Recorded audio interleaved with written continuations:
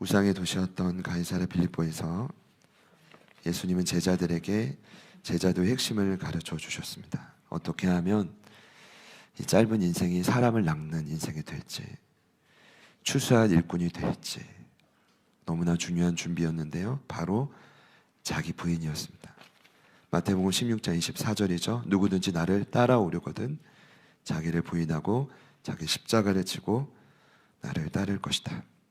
그런데 자기 부인은 신학적으로 겉사람을 부정하고 이 많은 연약한 속사람을 고백하는 것도 맞지만, 문맥상 자기 부인은 사람의 일보다 하나님의 일을 우선적으로 생각하는 것이다. 제 말이 아니라 바로 그 앞절인 23절을 보면 예수님 가르쳐 주셨죠. 사단아 내 뒤로 물러가라. 너는 나를 넘어지게 하는 자로다. 내가 하나님의 일을 생각하지 아니하고 도리어 사람의 일을 생각하는도다. 문맥상으로 보면 그것이 바로 자기 부인의 요인입니다. 이것이 안 되니 자기 부인이 되지 않는 것입니다. 제가 생각을 하다가 여기 생각이라는 이 단어 나오죠. 하나님의 일을 먼저 생각하라. 쉽게 적용하면 뭘까 고민해 봤더니 선택이라는 단어로 바꿀 수 있을 것 같습니다. 누구나 삶의 우선순위를 선택하게 되어 있는데, 신앙도 성장하면 할수록 여러분은 늘 고민하게 되실 겁니다. 나는 무엇을 선택하고 어디에 집중할 것인가. 그게 생각이라는 겁니다. 어제 2월 7일 유치부 큐티 영상을 보는데 저는 윤영 전사님이 언제까지 이 사역을 할까 했는데, 제가 보니까 이제 더 탄력을 받으셨더라고요. 영상 계속 업그레이드 돼요. 그러니까 이제 기본 영상에 나오다가 막 아이들이 춤을 추는데 전사님이 조그맣게 영상에 본인이 또 춤을 춰. 캡처하지 아니할 수 없는 그림들. 그러니까 그 영상을 보시면 충격을 받고 도전을 받고. 근데 이제 가끔 활동지를 매일 하는데 활동도 막 따라하다 보면, 말씀을 쭉 듣다 보면 우리 막 성도님들이 대독도 해주시고. 근데 어제 그 여러 찬양들이 콘티를 올려주시는데 얼마나 감동스러운지. 근데 이런 찬양에 있었어요. 가사가 이런 고백인데, 예수님 제자는 예수님처럼 선택해요. 나는 선택해요. 사랑하는 예수님처럼. 이런. 나는 선택해요. 용감하고 당당하게. 예수님 제자는 세상과 다르게 선택해요. 당장 좋은 것이 아닌 하나님을 선택해. 이렇게 나와요. 궁금하신 분들은, 멜로디가 제가 한 게 아니에요. 궁금하신 분들은 보시면 돼요. 거기 찬양에 계속 나오는 단어가 선택이에요. 얼마나 콘텐츠가 복음적인지 몰라요. 여러분, 이런 거예요. 아무리 바쁘다 해도 앞으로 여러분에게 계속 선택의 순간이 찾아올 거예요. 나의 시간, 나의 물질, 나의 건강을 어디에 집중시킬 것인가. 그 순간 나의 우선순위는 끊임없이 삶에 찾아오는 선택의 기준이 됩니다. 이제는 트렌드 코리아의 저자로 더욱 유명해진 서울대학교의 김난도 교수님이 이름을 가장 먼저 알린 책은 아프니까 청춘이다. 많은 분들이 보셨을 거예요. 그 후속작이 뭡니까? 1000번은 흔들려야 어른이 된다. 매우 인상 깊었던 책인데, 그때 제가 이런 표현이 있구나 라고 했던 게 바로 뭐냐면, 그분이 이런 표현했어요. 성장할수록 선택의 순간에서 어른이 될수록 더 고민하게 됩니다. 그러면서 빠지는 게 딜레마입니다. 딜레마란 A냐 B냐예요. 어디를 선택할 것인가. 그런데 어른이 될수록 이제는 딜레마를 넘어서 트릴레마에 빠집니다. A냐 B냐가 아니라 C가 더해져서 정신없는 거예요. A냐 B냐 C에서 고민하면서 무엇을 선택할지를 고민하며 어른이 된다는 뜻이겠죠. 근데 제가 볼 때는 신앙도 마찬가지예요. 결국 여러분의 선택과 집중에 따라 보세요. 앞으로 여러분의 남은 짧은 인생은 판가름이 납니다. 오늘 여러분의 선택에 따라, 집중에 따라. 지난 금요일에 큐티 본문에 제가 자기 부인의 굉장한 이 인사이트를 얻었는데, 이 도를 예수님 미리 가르쳐 주셨더라고요. 대표적인 본문이 마태복음 10장 37절인데요. 아버지나 어머니를 나보다 더 사랑하는 자는 내게 합당하지 아니하고, 아들이란 딸을 나보다 더 사랑하는 자도 내게 합당하지 아니하며. 보세요. 예수님이 이런 말씀하셨어요. 여기 자기 부인의 그 힌트가 나와요. 선택의 원리가 나오는데, 그 핵심은 뭐냐? 누굴 더 사랑하느냐. 따라해봐요. 누구를 더 사랑하느냐. 핵심이에요. 나의 일이냐 하나님의 일이냐, 내 아버지나 어머님이냐 아니면 예수님이냐, 아니면 내 아들이나 소중한 딸이냐 아니면 하나님이냐. 왜 예수님이 그 구절을 금요일 본문을 보면 세상에 화평이 아니라 검을 주러 왔다고 해요. 이해되지 않잖아요. 화평을 줘야지 왜 검이냐? 왜 가정의 평화가 아닌 불화를 주려 왔느냐? 왜 사람의 원수가 자기 집안 식구냐? 이런 극단적인 표현까지 예수님이 쓰세요. 성경에 나와요. 왜 그러셨을까요? 전 이렇게 생각합니다. 주님을 사랑하는 데 있어서, 하나님의 일을 선택함에 있어서 가장 큰 장애물은 다름 아닌 나의 부모, 나의 자녀, 바로 나의 가족들일 가능성이 매우 크기 때문이에요. 제가 지금, 저희 아버님은 뉴욕에 홍남표 목사님 신방을 가셨어요. 저희 아버님이 현장에 없어서 하는 얘기 아니에요. 이게 성경의 진리예요. 그리고 저는 이것이 맞다고 생각해요. 왜냐하면 나의 온통의 모든 에너지와 모든 시간과 모든 걸 쏟아내는 가장 중요한 곳이 가정이기 때문에 누구도 부정하지 못할 거예요. 그러나 여러분 오해하지 마세요. 절대 이 말씀은 가족을 사랑하지 말란 말이 아니에요. 오늘이라도 관계가 틀어진 가족들이 있다면 연락하세요. 그게 살 길이에요. 그런데 이 말씀의 핵심은 뭐냐? 마음껏 사랑하는 말이에요. 그러나 그보다 주님을 더 사랑하십시오.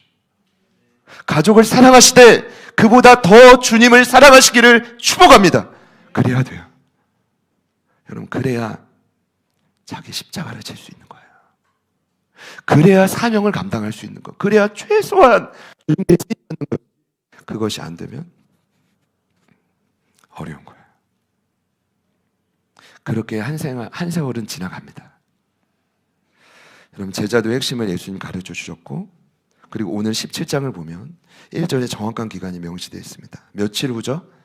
엿새 후. 전 이렇게 해석하고 싶어요. 앞서 가르쳐 주신 메시지 너무 강렬하기 때문에 소화할 시간을 주신 거예요. 소화. 이해되시죠? 자, 그리고 베드로와 야고보, 요한을 따로 3명을 데리시고 1절을 보니까 높은 산으로 올라가십니다.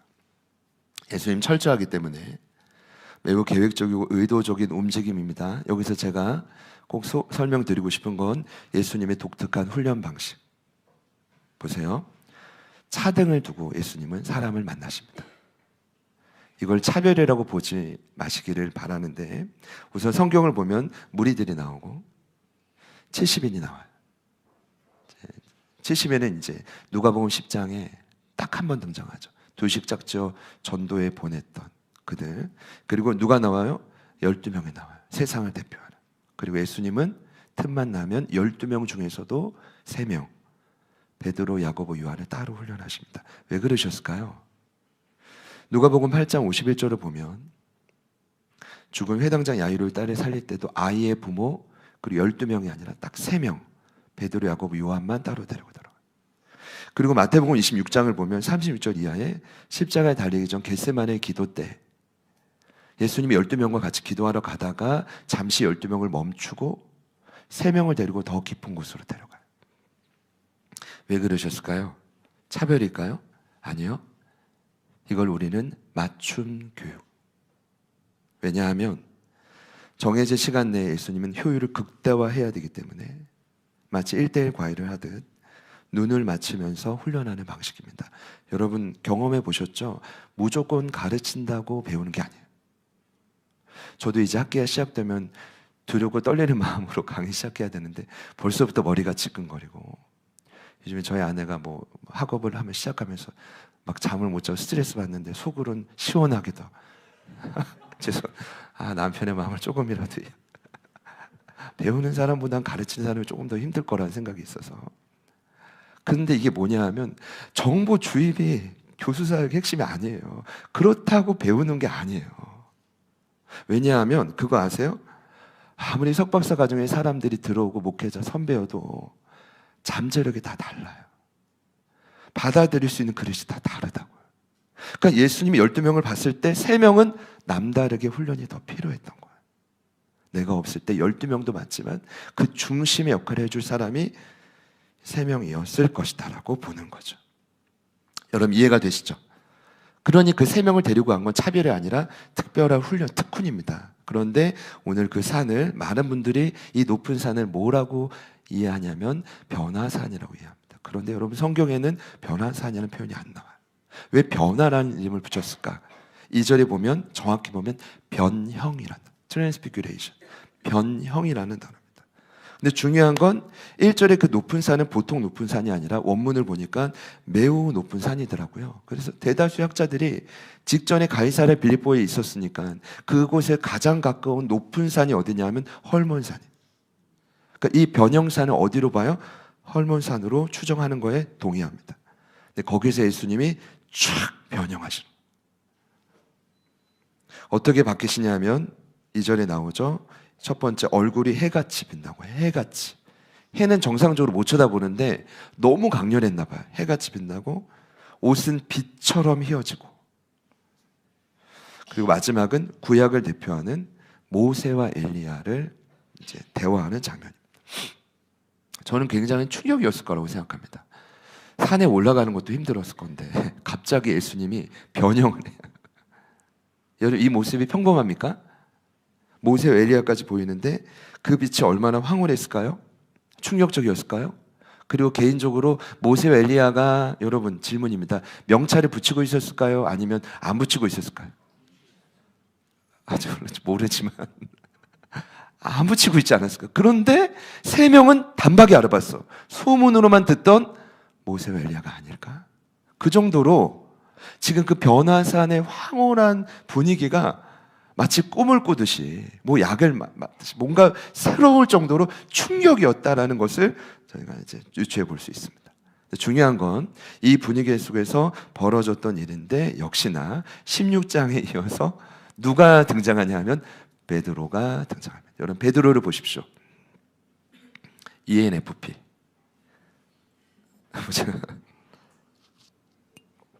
ENFP. 전문가는 아닌데 MBTI의 전문가들이 베드로를 거의 동일하게 ENFP로 보더라고요. 특징이 뭐냐? 생각보다 행동이 앞선 인물. 어떤 감정보다 일단 지르고 보는 인물. 그러나 장점은 실패를 두려워하지 않는 인물. 베드로가 그렇게 경험해 왔죠, 이제까지. 특별히 17장에서만 나선 게 아니라 예수님 밤사경에 무리를 걸어오실 때 기억나십니까? 나도 물을 걷겠다고 하다가 빠진 분이 베드로예요. 직전에 너희는 나를 누구라 하느냐라고 물을 때 담대하게 대답했던 것도 베드로요. 사단아 내 뒤로 물러가라고 최악의 평가를 받았던 것도 베드로인데, 제가 보니까 두렵지 않나 봐요, 실패가. 부러워요. 베드로의 영성을 제게도 주십시오. 근데 여러분, 중요한 건 오늘 베드로가 또다시 나서서 이번에도 예수님께 즉각 여쭙습니다. 이렇게요. 이 산에 있는 것이 좋으니 주께서 원하시면 내가 초막셋을 지켰습니다. 4절 말씀입니다. 제가 읽을게요. 베드로가 예수께 여쭈어 이르되 주여 우리가 여기 있는 것이 좋사오니 만일 주께서 원하시면 내가 여기서 초막셋을 짓되 하나는 주님을 위해, 하나는 모세를 위해, 하나는 엘리야를 위해 하리이다.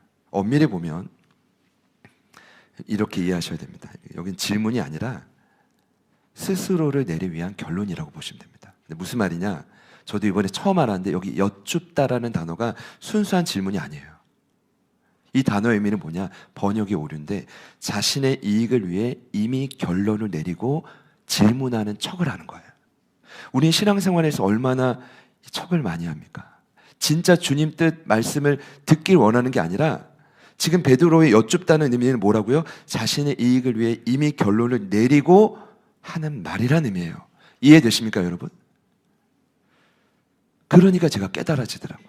아마 이런 의도였을 겁니다. 로마의 앞자 아래서 한치 앞을 모르는 두려운 세상살이보다, 그리고 어차피 내 뜻대로 살지 못하는 이 세상살이보다 차라리 산이지만, 비록 산이지만 황홀한 임재가 있는 이곳이 더 좋다라는 뜻이에요. 이해되시는 분들만 아멘 해보시죠. 베드로의 마음이 결이 좀 느껴지시나요? 그러나 안타까운 건 뭐예요? 주님이 원하시는 건 산에 사는 게 아니라 집을 여기서 짓는 게 아니라 주님이 원하시는 건 산 아래로 내려가는 거거든요. 제가 자세히 보니까 왜 그들을 산으로 데려갔을까? 여러분 이걸 꼭 기억해 주세요. 변화산에 올라간 첫 번째 이유는 일단은 이 제자들을 위로하기 위함이라고 봐요. 아까도 저희가 찬양하고 또 눈물로 기도해 주셨지만 여러분 이런 겁니다. 예수님은 아무리 열심히 따라가려고 해도 어려움이 지속되잖아요. 이게 막 부담이 되면요 누구나 의심을 합니다. 그러다가 뭐가 되냐면 섭섭함이 찾아와요. 이게 종합이 되면 결국 지쳐요. 우리 지난 금요 성령 집회 때 기억나세요? 어제 본문을 제가 나눴잖아요. 그토록 신뢰했던 세례 요한의 가장 제가 볼 때는 약점이 드러난 본문이었어요. 저도 그 구절이 처음에 이해가 안 됐어요. 왜냐하면 세례 요한이 그럴 인물이 아닌데 마태복음 11장 2, 3절에 보면은 그가 감옥에 갇혀서 질문을 해요. 예수님 당신이 메시아가 맞습니까? 오실 그이가 맞습니까? 이게 왜 충격이었는지 아십니까? 요한은 그런 인물이 아니에요. 그분은 이미 예수님이 확실히 메시아인 걸 너무나 알아요. 그래서 이미 목숨 걸고 예수님을 증거해 왔고 목숨을 다해서 주님 오시기를 준비해 왔어요.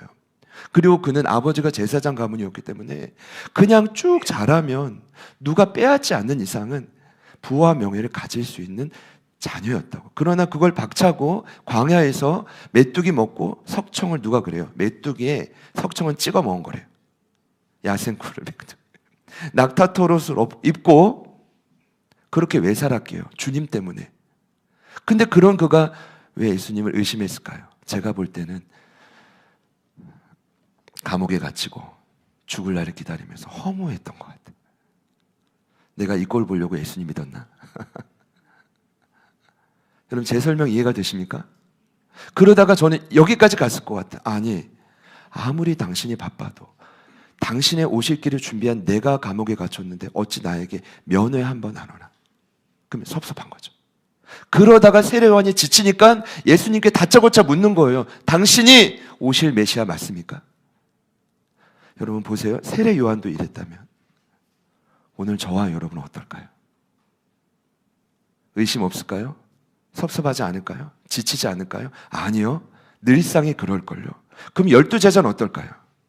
오늘 예수님 왜 그들을 데리고 굳이 올라가서 높은 산에서 모습을 바꿔가면서까지 내가 진짜 메시아인 걸 보여준 이유가 뭡니까? 그들에게 다시 한번 예수님만이 메시아라는 확신을 주신 거죠.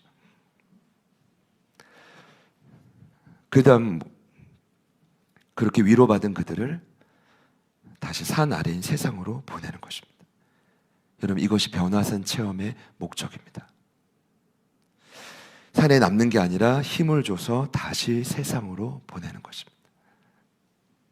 우리가 해야 될 일은 다시 세상으로 가서 거기서 세상의 소금으로 사는 것입니다. 예수님은 절대로 산속의 소금이라고 하지 않았습니다. 맞죠? 예수님 절대로 너는 가정만의 빛이야 라고 하지 않았습니다. 그러면 망합니다. 그러면 그 그리스도인들의 삶은 반드시 끝이 좋지 않을 겁니다. 그러나 반대로 마태복음 5장에 주님이 명하신 정체성 그대로 내가 부족하지만 주님 내가 산에 남지 않고 그 위로와 힘을 얻어 세상으로 가서 소금이 되겠습니다. 할렐루야. 그러면 사는 거예요. 변화산의 목적을 이해하시겠죠? 근데 오늘 여기서 중요한 것은 여기서 주님께서 들려주신 음성입니다. 구름 속에 하나님의 음성이 들리는데 이는 내 사랑하는 아들이요 내 기뻐하는 자니 너희는 그의 말을 들으라. 우리 마지막으로 17장 5절 말씀을 같이 읽겠습니다. 시작. 말할 때에 호련히 빛난 구름이 그들을 덮으며 구름 속에서 소리가 나서 이르시되 이는 내 사랑하는 아들이요 내 기뻐하는 자니 너희는 그의 말을 들으라 하시는지라. 아멘. 다 같이요. 아멘. 이 음성을 듣고 제자들이 심히 두려워했다고 합니다. 왜 그랬을까요? 일단은 성경에 하나님의 실제적인 음성을 듣는 모든 분 대다수는 두려워합니다. 예를 든다면 출애굽기 3장에 하나님 모세를 부르시고 그가 반응하자 가장 먼저 하신 말씀이 내가 선 곳은 거룩하니 내 신을 벗으라. 그 더러운 신을 벗으라고 합니다. 왜 그러냐 하면 여러분 이 차인데 하나님은 언제나 여러분 거룩하십니다. 하나님은 늘 맞아요. 그분이 정답이세요. 근데 우리는 늘, 죄송합니다, 틀릴 가능성이 커요. 우린 연약한 인간이기 때문입니다.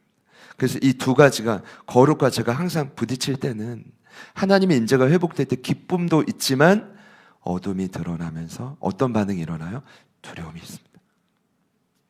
그러니까 이제 제가 적용을 위해 이렇게 구체적으로 말씀드린 겁니다. 이제 가셔서 주님 말씀 들으실 때 이런 반응이 있다면 정상이라고 생각하셔도 됩니다. 아시겠죠? 근데 중요한 건 오늘 여기서 그분의 음성의 내용입니다. 내 사랑하는 아들이요 기뻐하는 자니 또 중요하지만 그분이 하시는 음성의 핵심은 뭐냐? 바로 너희는 그의 말을 들으라. 다시요. 뭐라고요? 너희는 그의 말을 들으라. 오늘 제목입니다. 이 땅에 하나님이 친히 보내신 유일한 메시아, 그 예수님의 말씀에 이제는 절대적으로 복종하라는 의미. 이전에도 그들이 했을 텐데 또 이렇게 말씀하시는 것은 철저히 순종하라는 의미입니다. 여러분, 그래서요, 제가 확실히 깨닫는 건 이 땅에 세워진 교회의 사명은 너무나 명확하다. 첫 번째는 세상과 분리된 산에 올라가는 게 아니라 세상에 보내신 자리를 첫 번째는 지키는 거예요. 여러분 잘 지키시기를 축복합니다. 그리고 거기서 뭘 하면 되느냐? 그분의 말씀을 들으면 돼요. 이해되시죠? 지키고 뭐요? 말씀을 듣고. 그러면 오늘 저와 여러분은 살 수 있습니다. 그리고 살리는 자가 될 수가 있습니다. 이제는 역전됐지만 과거에 세상은 교회를 걱정한 적이 없어요. 너무 교회가 빛이 났기 때문이죠. 그러나 지금은 여전히 아주 틈샐 틈 없이 세상은 교회를 걱정하고 있습니다. 그리고 엄청나게 비난하고 있습니다. 제가 1부 때도 나누었지만 왜 그렇게 종교는 다양한데 교회가 조금만 잘못해도 이렇게 비난할까 고민해 봤더니 역으로 보면 그만큼 세상이 교회를 기대하는 게 아닐까. 근데 오늘 말씀을 통해 왜 이렇게 교회가 무너지고 힘을 잃었을까 생각해 보니 간단해요. 세상에서 그 자리를 지키지 않을 뿐더러 기본적으로 교회 머리 대신 예수님의 말을 듣질 않아요. 지체인 우리가 더 이상 주님이 어디에 관심이 있고 무슨 말을 하고자 하는지에 들으려는 관심이 없다라는 거예요. 그러니 여러분, 교회는 무너지는 거예요. 당연한 결과죠. 다시 한번 부탁드립니다. 교회의 사명은 명확합니다. 산이 아니라 세상에 여러분을 부르신 자리를 지키시고 거기서 주님의 음성을 들으시기를 축복합니다. 말씀을 맺겠습니다. 제가 말씀을 준비하면서 더 명확해진 건 뭐냐 하면 이미 예수님은 자신과 동고동락했던 3명의 제자들을 굳이 데리고 높은 산으로 올라갔습니다. 왜요? 주님의 음성을 들려주려고. 자, 그렇다면 여전히 하루하루 분주하게 때론 정신없이 근심에 쌓여 살아가는 우리들은 어떻게 해야 될까요? 왜 하나님이 모세에게 출애굽의 목적을 알려주실 때 애굽이 아니라 사흘길 광야에서 예배하라고 했을까요? 분명합니다. 애굽과 분리된 광야가 아니면 하나님의 음성을 들을 수 없기 때문입니다. 그러니 여러분도 지금 여러분의 어떤 노동에 대한 염려로 가득 찬 곳, 근심으로 가득 찬 그곳에서는 하나님의 음성이 들려지기가 정말 만만치 않은 거예요. 제가 바라는 건 일상과 구별된 장소가 우리에게도 필요하다. 여러분에게 오늘 이 예배가, 우리의 짧은 이 기도가, 어쩌면 이 교제가 드려지는 이곳이, 저는 바라기는 오늘 성경에 나온 이 성전이 변화산이 되기를 축복합니다. 그 앞으로 세워질, 주님이 약속하셨으니까 그 성전도 그 역할을 하지 못한다면 더 이상 성전이 아니겠죠. 오늘 마지막 내용을 보니 주님의 음성을 들은 제자들이 두려워서 엎드려졌는데 마지막 내용을 보니 감사하게 제자들이 예수님의 배려로 그 두려워서 엎드린 장소에 다시 일어납니다. 그리고 특별한 체험을 하는데 8절 말씀에 이렇게 고백되어 있죠. 눈을 들어보니 오직 예수 외에는 아무도 보이지 않았다. 8절이요. 제자들이 눈을 들고 보매 오직 예수 외에는 아무도 보이지 아니하더라. 이게 변화산의 결과입니다.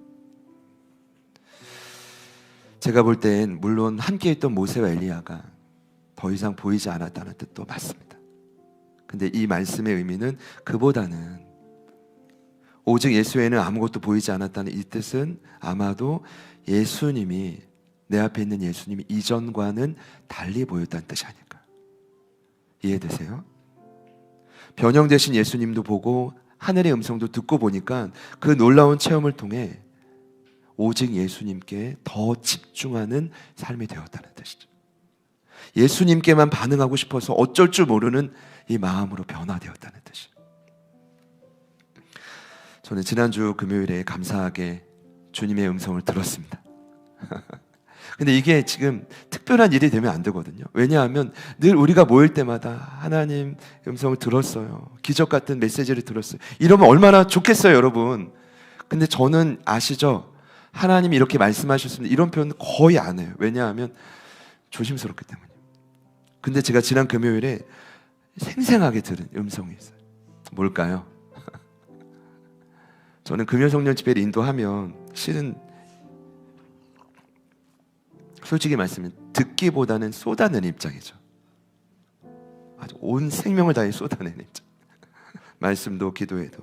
근데 진짜 감사한 건 그 다음에 제가 한 30분 정도는 요 자리에 앉아가지고, 제 자리.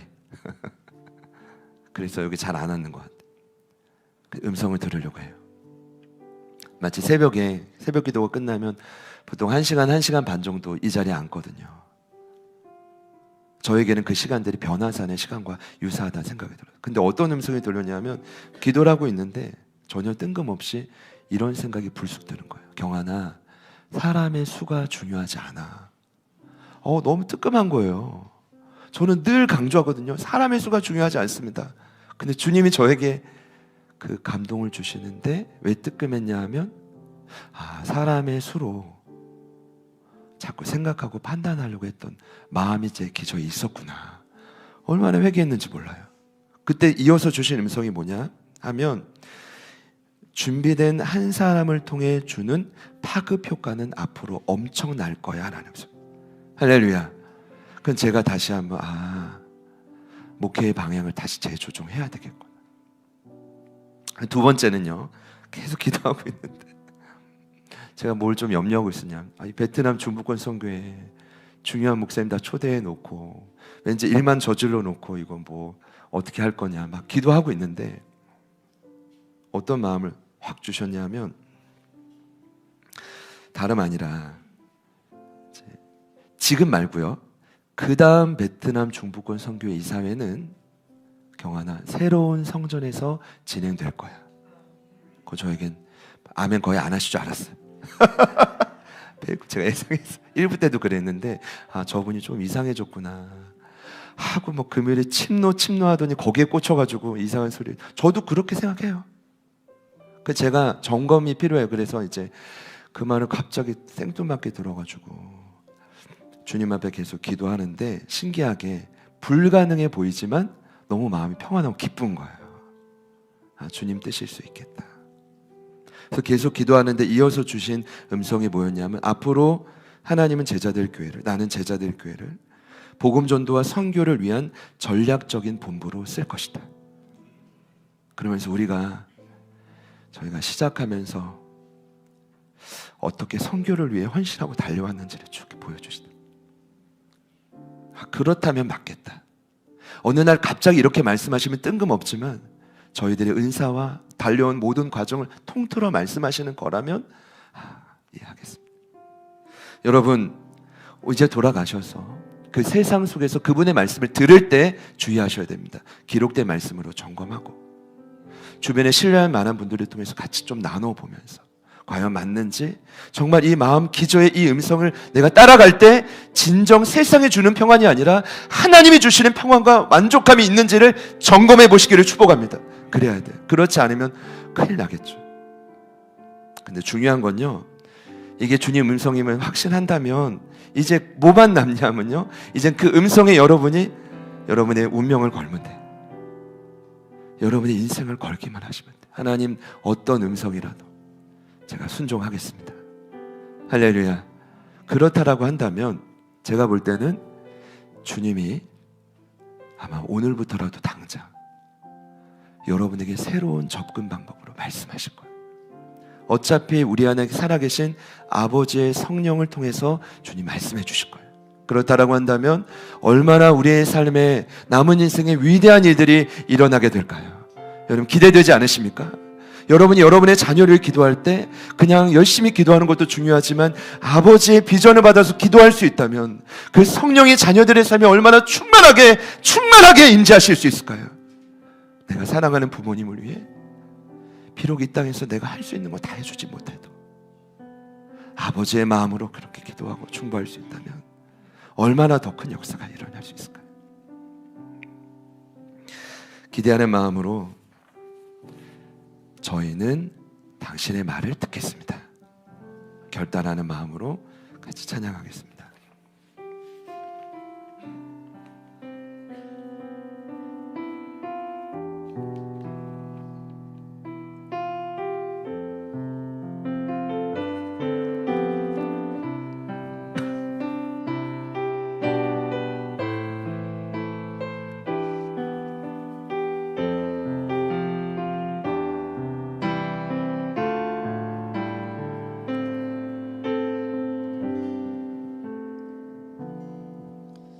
말씀 앞에서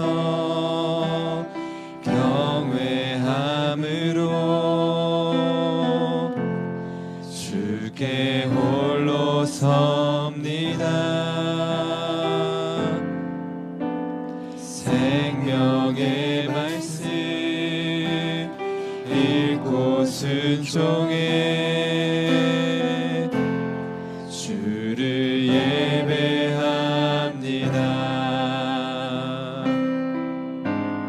기록된 말씀 힘이 있어서 진리로 우리 거룩해 하며 거룩한 말씀 세세 영원히 복음이 되어 말씀하시네. 하나님 말씀에 두려워 떠는 자, 그 말씀에 생명을 거는 자, 한 사람 찾으시니 주님의 약속을 믿어. 하나님 말씀에 운명을 거는 자, 순종하며 주 따라가는 자, 영원한 하나님 나라 이뤄갈 주의 교회여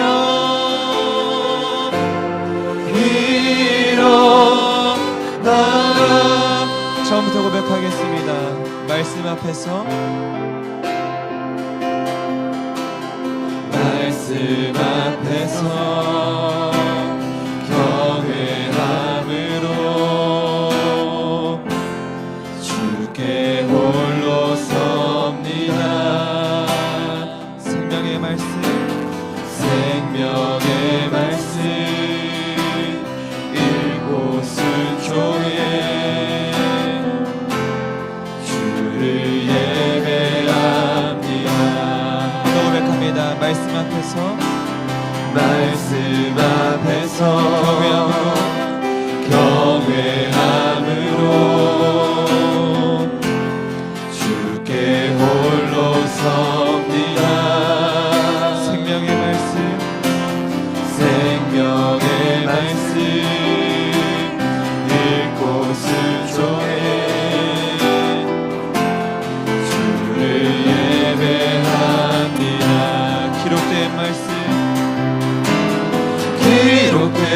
말씀 힘이 있어서 진리로 우리 거룩해 하며 거룩한 말씀 세세 영원히 복음이 되어 말씀하시네. 하나님 말씀에 두려워 떠는 자 그 말씀에 생명을 거는 자 한 사람 찾으시는 주님의 약속을 믿어 하나님 말씀에 운명을 거는 자 순종하며 주 따라가는 자 영원한 하나님 나라 일어날 주의 교회여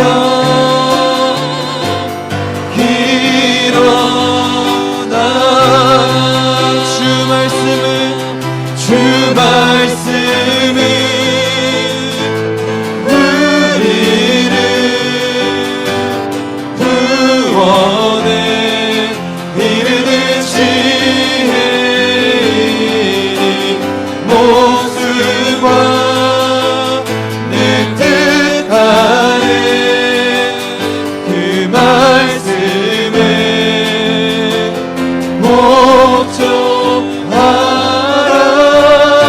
목적하라 하나님 말씀에 두려워 떠는 자 그 말씀에 생명을 거는 자 한 사람 찾으시는 주님의 약속을 믿어 하나님 말씀에 운명을 거는 자 순종하며 따라가는 자 순종하며 주 따라가는 자 영원한 하나님 나라 일어날 주의 교회여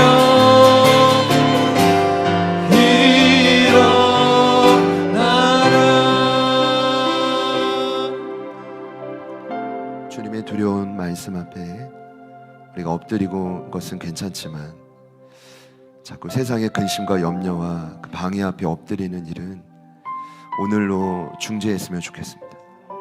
부끄럽고 연약할지 몰라도 오늘 이 말씀을 듣게 하셨다면 이 변화된 이 귀한 산에서 세 명의 제자들에게 주신 그 말씀 그대로 그의 말을 듣겠습니다. 우리를 명하신 그 세상에서, 산이 아닌 그 세상에서 다시 한번 주님의 말씀을 들을 수 있는 내가 되게 하여 주십시오. 이 시간 기도할 때 주님의 음성을 듣지 못하게 하는 모든 어둠의 역사들은 예수 이름의 능력으로 명하면서 물리치십시오. 그리고 변화될 수 있다고 선포하십시오. 그리고 다양한 갖은 방법으로 주님의 음성이 나에게도 들려질 것을 기대하는 마음으로 기록된 말씀도 주님의 음성에도 내가 귀를 기울이며 이 한 주를 남은 인생을 살아가겠습니다. 우리 결단하는 마음으로 우리 다 같이 한번 합심하여 기도합니다. 주님, 하나님 말씀에 주님, 두려워하는 자 주님, 그 말씀에 생명을 거는 자 하나님 법을 풀지 않는 모든 관계 하나님의 모든 걸 뚫고 찾아오신 주님의 음성 우리가 기대하며 나아갑니다. 우리가 바라보며 나아갑니다. 우리 통해 행하신 위대한 역사를 소망하며 나아갑니다. 주님 도와주시고 주님 일하여 주시고 주님 도와주시고 주님 역사하여 주시고 하나님 불러주시고 하나님의 강력한 도심을 받고 하나님의 강력한 역사와 능력을 기대하며 한밤에 날아갈 수 있는 우리가 되도록 성령 하나님 도와주시고 성령 하나님 인하여주시고 하나님 도와주시고 하나님 역사하여주시고 하나님은 들어주시고 한 분 한 분의 준비한 삶을 주님께 맡겨 한 분 한 분의 준비한 삶을 주님께 올려주시고 성령 하나님 도우소서 성령 하나님이라 아버지 하나님 도와주시고 아버지 하나님이라요 아버지 하나님 역사하시고 주님 도와주시고 주님 역사하여주시고 하나님이 남은 변화되기를 주시고 세상에 살아갈지라도 다시 한번 변화된 인생을 우리가 마주하길 원합니다. 주님 도와주시고 그의 말을 주님의 말을 자리에서 듣고 순종하는 하나님 우리의 삶에 더욱 남게 순종만 남게 하여 주시고 하나님 아버지 도와주시고 성령 하나님 도와주시고 성령님 역사하시고 주님 도와주시고 하나님 세상을 자리에서 주님을 바라보게 하여 그 말씀에 성령 하나님 생명을 거는 자 하나님 한 사람 되시는 주님의 약속을 믿어 하나님 말씀에 생명을 거는 자 순종하며 주님 따라가는 자 영원한 하나님 나라 이뤄갈 주의 교회여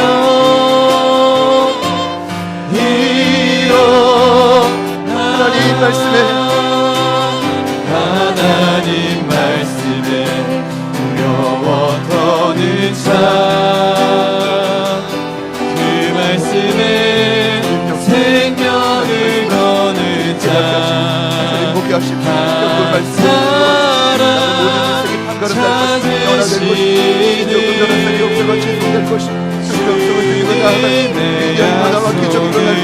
한 하나님 도와주십시오. 하나님 말씀에 정을 거는 자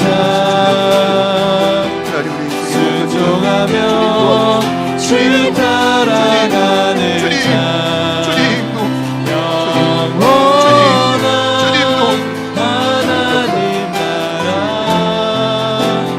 이뤄갈 주의 교회여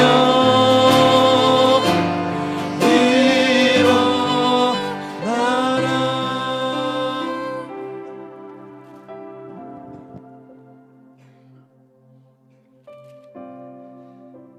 너희를 넘겨줄 때에 어떻게 또는 무엇을 말할까 염려하지 말라. 그때 너희에게 할 말을 주시리니 말하는 이는 너희가 아니라 너희 속에서 말씀하시는 이 곧 너희 아버지의 성령이시니라. 살아계신 하나님,